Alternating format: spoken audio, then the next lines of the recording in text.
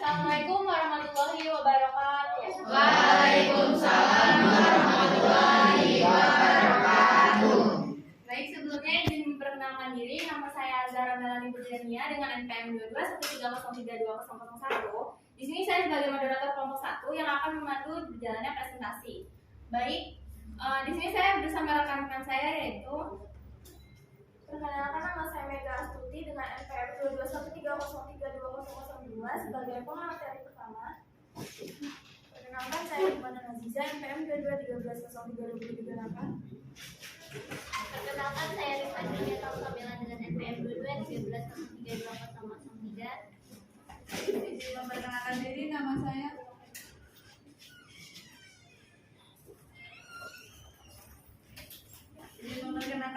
saya Rahma Isnawati dengan NPM 2213032020 sebagai presentasi keempat. Baik, izin perkenalkan diri, nama saya Novel Dabai Akmal dengan NPM 2213032040. Di sini saya sebagai presentator. Sebentar. Ada yang lupa?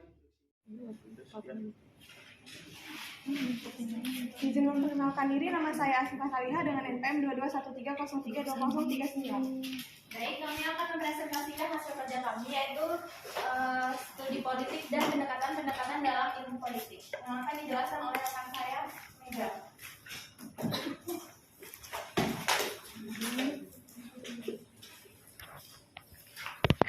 Hakikat politik sebagai ilmu pengetahuan. Politik adalah art government atau seni pemerintahan yang berasal dari bahasa Yunani. Ada rakyat sebagai pemegang kekuasaan tertinggi yang memberikan mandat kepada pemerintah untuk melaksanakan kebijakannya. Jadi, dengan kata lain, studi politik mengkaji tentang persoalan kekuasaan yang rakyat itu memberikan wewenangnya kepada pemerintah untuk melaksanakan kebijakannya sesuai dengan konsekuensinya. Ada pokok pikiran yang ditulis oleh Aristoteles dalam buku The Father of Politics Principles yang menulis buku tentang etnik dan politik, sedangkan Plato yang menulis tentang republik dan law. Dari kedua filosofi tersebut mengkaji tentang pendekatan kesejahteraan rakyat, yaitu bagaimana negara dan rakyat yang seharusnya bertindak bagi kebaikan dunia. Selanjutnya akan dibacakan oleh rekan saya Hikmah. Mengenal studi politik. Ilmu politik merupakan sebuah kegiatan di dalam sistem politik atau negara yang menyangkut proses untuk melaksanakan tujuan sistem tersebut. Politik telah lama diakui sebagai sebuah disiplin ilmu pengetahuan sosial yang berdiri sendiri, karena politik dinilai telah memenuhi kriteria sebagai disiplin ilmu dan perlu digarisbawahi bahwa salah satu syaratnya yaitu adanya objek karena bersifat umum dan merupakan topik yang dibahas secara global tentang pokok persoalan atau subject matter. Sedangkan objek formal lebih bersifat khusus dan spesifik karena merupakan pusat perhatian atau focus of interest suatu disiplin ilmu pengetahuan. Fokus objek kajian ilmu politik menurut ahli yang pertama menurut Roger of Southall, yaitu ilmu politik adalah kekuasaan dan pembagian kedudukan. Yang ketiga menurut Kioske Michel, yaitu ilmu politik mempelajari pengambilan keputusan kolektif. Yang keempat menurut Hungerware, yaitu ilmu politik menelaah tentang kebijakan pemerintah, proses dibentuknya ataupun akibat-akibatnya. Yang kelima menurut Maxwell, yaitu ilmu politik mempelajari masalah siapa mendapat apa, kapan dan bagaimana. Baik, selanjutnya akan dibacakan oleh rekan saya Rifka. Objek kajian studi politik. Objek adalah sesuatu yang menjadi pokok pembicaraan.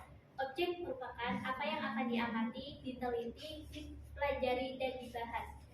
Di sini ada 4 objek kajian studi politik, yaitu yang pertama negara, kedua kekuasaan, ketiga kompromi, dan konsus, dan yang keempat yaitu pembagian dan alokasi. Menurut Roger F. Sultan dalam bukunya Introduction to Politics mengatakan bahwa ilmu politik mempelajari negara, tujuan-tujuan negara, dan lembaga-lembaga yang akan melaksanakan tujuan-tujuan itu, hubungan antara warga negara, serta hubungan negaranya. Kekuasaan di sini merupakan fokus perhatian dari studi politik. Seorang sarjana ilmu politik tertuju pada perjuangan untuk mencapai kekuasaan, mempertahankan kekuasaan, melaksanakan kekuasaan, atau pengaruh atas orang lain, atau menentang pelaksanaan kekuasaan itu sendiri. Kompromi dan konsensus politik dianggap sebagai suatu cara untuk menyelesaikan sebuah konflik atau resolusi konflik melalui kompromi dan negosiasi dibanding melalui kekuatan atau aplikasi kekuasaan secara nyata menurut Bernard Crick dalam In Defense of Politics tahun 1993. Pembagian dan alokasi. Pembagian atau distribution dan alokasi dimaksud di sini adalah sebagai pembagian dan penjatahan nilai-nilai value dalam masyarakat. Selanjutnya akan disampaikan oleh rekan saya, Ahmad. Materi berikutnya yaitu pendekatan tradisional. Jika kita mendengar kata tradisional, mungkin yang ada di pikiran yaitu cara berpikir dan bertindak yang masih memegang teguh pada norma dan adat kebiasaan terdahulu. Sama halnya dengan pendekatan tradisional ini. Pendekatan ini lebih banyak menggunakan ulasan sejarah pada masa lampau dan bersifat normatif dengan mengasumsikan norma demokrat. Selanjutnya akan disampaikan oleh rekan saya, Ahmad. Materi berikutnya yaitu pendekatan tradisional. Jika kita mendengar kata tradisional, mungkin yang ada di pikiran yaitu cara berpikir dan bertindak yang masih memegang teguh pada norma dan adat kebiasaan terdahulu. Sama halnya dengan pendekatan tradisional ini. Pendekatan ini lebih banyak menggunakan ulasan sejarah pada masa lampau dan bersifat normatif dengan mengasumsikan norma demokratik dari barat. Pendekatan ini meliputi beberapa metode analisa politik yang mulai populer di kalangan ahli di Amerika Serikat pada sekitar abad ke-19.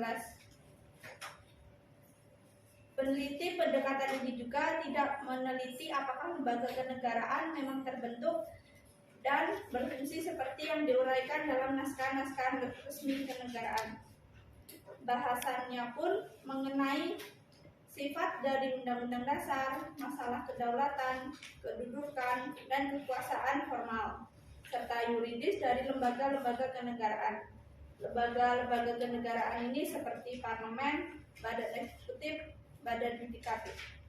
Dengan demikian, pendekatan ini mencakup unsur legal maupun internasional. Seiring dengan berjalannya waktu, para ahli politik yang tidak puas atau tidak setuju dengan pendekatan ini melakukan pendobrakan terhadap pendekatan dan akhirnya timbul pendekatan baru. Selanjutnya akan disampaikan oleh rekan saya, Nopal. Baik, di sini saya akan menjelaskan mengenai hakikat perilaku. Manusia dalam pandangan para behavioris merupakan seorang makhluk yang pasif dan mekanistis. Jadi sebagai sesuatu yang dapat dibentuk dan diprogram sesuai dengan keinginan lingkungan yang membentuknya. Kemudian manusia sebagai pribadi terbagi menjadi dua. Yang pertama pribadi yang sehat, dan yang kedua adalah pribadi yang bermasalah. Di sini pribadi yang sehat dicirikan dengan ia dapat merespons stimulus yang ada secara cepat. Dan yang kedua tidak kurang dan tidak berlebihan dalam bertingkah laku. Yang ketiga mempunyai derajat kepuasan yang tinggi. Yang keempat dapat mengambil keputusan yang tepat. Dan yang kelima yang mempunyai self control yang baik dan memadai. Kemudian ciri-ciri dari pribadi yang bermasalah. Yang pertama, tingkah laku yang tidak sesuai dengan tuntutan lingkungan di mana tempat dia berada. Dan yang kedua, tingkah laku yang salah dari lingkungan yang salah yang menurut standar nilai. Sekian penjelasan. Baik, selanjutnya akan dijelaskan oleh rekan saya, Asiham. Baik, materi selanjutnya, pendidikan pasca perilaku. Pendekatan pasca perilaku, the post behavioral approach. Pendekatan ini dapat dikarakterisasikan sebagai post-behavioral. Pendekatan ini, bahaya yang muncul dari penekanan post ini adalah bahwa setiap individu yang diberikan dapat disesuaikan sejauh pengaruh ia dapat mengubah struktur sosial dan ekonomi. Orientasi terkait dengan administrasi publik adalah masalah baru dengan hasil kebijakan pemerintah. Sekian.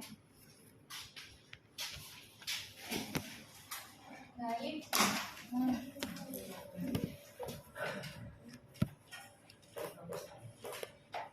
Baik, sampai di sini apakah dari teman-teman ada yang ingin bertanya? Kami silakan.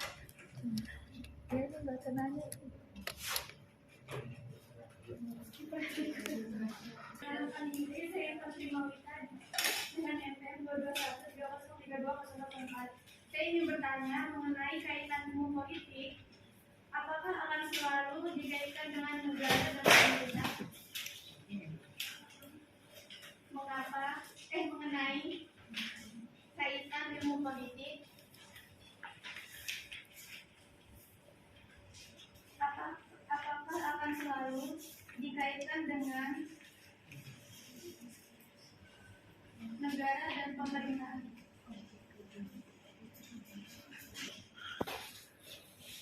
Sebelumnya izin memperkenalkan diri, saya Novia Imani Putri dengan FPM 221303206. Saya ingin bertanya, bagaimana bisa kekuasaan menjadi pusat fokus dalam objek ilmu politik? Terima kasih. Bagaimana bisa kekuasaan menjadi pusat fokus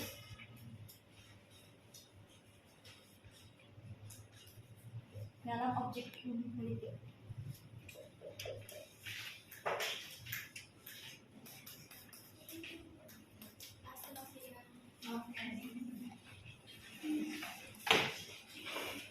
Sebelumnya izin memperkenalkan diri, nama saya Adi Pranay Saputra dari 2213-032016. Di sini saya ingin bertanya, apa sih yang menjadi pembeda antara ilmu politik dan ilmu negara? Terima kasih, Adi.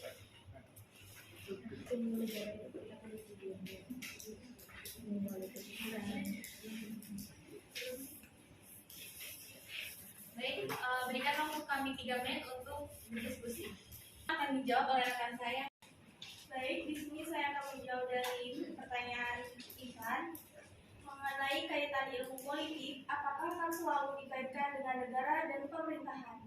Jawabannya, ilmu politik tidak selalu berkaitan dengan negara dan pemerintahan. Ilmu politik dapat juga diterapkan untuk menganalisis hal-hal di luar sistem negara dan pemerintahan. Contohnya seperti melihat pola kehidupan dalam masyarakat, lingkungan sosial maupun organisasi masa pada umumnya. Terima kasih. Selanjutnya pertanyaan dari Novia akan dijawab oleh rekan saya. Baik, di sini saya akan menjawab pertanyaan dari Novia. Bagaimana bisa kekuasaan menjadi pusat fokus dalam objek ilmu politik? Kekuasaan menjadi fokus perhatian utama dalam studi ilmu politik. Dikatakan demikian karena kekuasaan dan politik adalah satu kesatuan yang tidak dapat dipisahkan, di mana politik adalah salah satu bentuk untuk memperoleh kekuasaan, how to get the power. Ketika kita membicarakan politik, maka sebenarnya kita membicarakan sebuah strategi bagaimana kita bisa meraih kekuasaan. Kekuasaan adalah energi yang dimiliki oleh seseorang atau kelompok untuk memutuskan tujuannya yang ingin dicapai. Kekuasaan dalam politik ini artinya menghimpun dan menempatkan energi setiap orang dalam kelompok untuk memperoleh kekuatan dalam memuluskan dan mencapai tujuannya yang dihendaki seseorang tersebut. Terima kasih. Selanjutnya pertanyaan terakhir. Jadi, dari pertanyaan pertama dan kedua, apakah teman-teman ada yang ingin menanggapi atau menambahkan? Oke, sebelumnya terima kasih atas waktu yang sudah diberikan. Saya Aisyah Suciningrum, NPM 2213032024, akan menambahkan sedikit jawaban dari pertanyaan Novia, di mana kekuasaan bisa menjadi objek politik. Seperti yang sudah dijelaskan rekan Rifka, bahwa tadi di PowerPoint itu sudah tertera bahwasanya objek kajian politik adalah negara, kekuasaan, kompromi, pembagian, dan alokasi. Jadi di mana yang sudah dijelaskan dan sudah dipaparkan tadi seharusnya bisa dikaji terlebih dahulu sebelum bertanya. Jadi pertanyaan itu bukan yang jawabannya sudah ada di presentasi tadi, melainkan pertanyaan yang bisa memunculkan ide-ide baru atau jawaban-jawaban yang tadi sudah dipresentasikan seperti itu. Bisa ya? Tadi pertanyaan dari Intan tadi kan pertanyaannya apakah hubungan politik itu selalu berhubungan dengan pemerintahan gitu kan. Tadi jawaban dari teman-teman nomor 1 menjawab selalu ada hubungannya, dan berdasarkan literasi yang saya peroleh di sini, ilmu politik itu tidak selalu berkaitan dengan pemerintahan.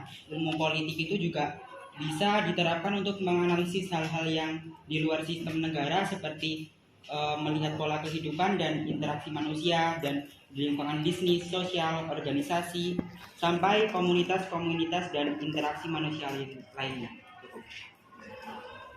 Itu menurut siapa ada? Kutipan dari siapa enggak? ibit Kalau tidak ada kutipan artinya itu penulisnya siapa yang disebutkan aja. Balik santunan ada tulisnya. Misalnya kalau ngomong dibuka, Nah. saya nggak tahu. Itu aja tadi saya pangling ini. Nah, ini. Sebelumnya izin memperkenalkan diri, nama saya Angelita dengan NPM 2213032008. Di sini izin menanggapi pertanyaan dari Aisyah, yaitu kenapa ilmu politik cakupannya lebih luas daripada ilmu negara. Yang pertama, ilmu negara itu bersifat realitis yang hanya mencari fakta, sedangkan ilmu politik itu bersifat praktis seperti menganalisa peristiwa-peristiwa politik kehidupan negara sehingga sifatnya dinamis. Sekian, terima kasih. Teman-teman, apakah ada yang ingin menanggapi lagi atau menambahkan? Saya persilakan.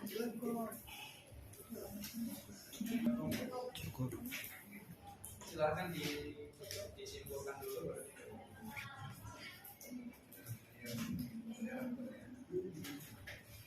Yaitu berdasarkan pemaparan oleh teman-teman, dapat disimpulkan bahwa ilmu politik merupakan ilmu yang mempelajari dari segi khusus kehidupan masyarakat yang menyangkut soal kekuasaan. Objek kajian ilmu politik menurut pemahaman kami adalah batasan-batasannya dengan ilmu-ilmu sosial lainnya, mulai dari sosiologi, antropologi, sejarah, geografi, ekonomi, dan psikologi.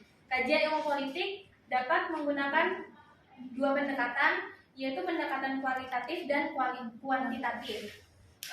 Setelah itu metode penelitian.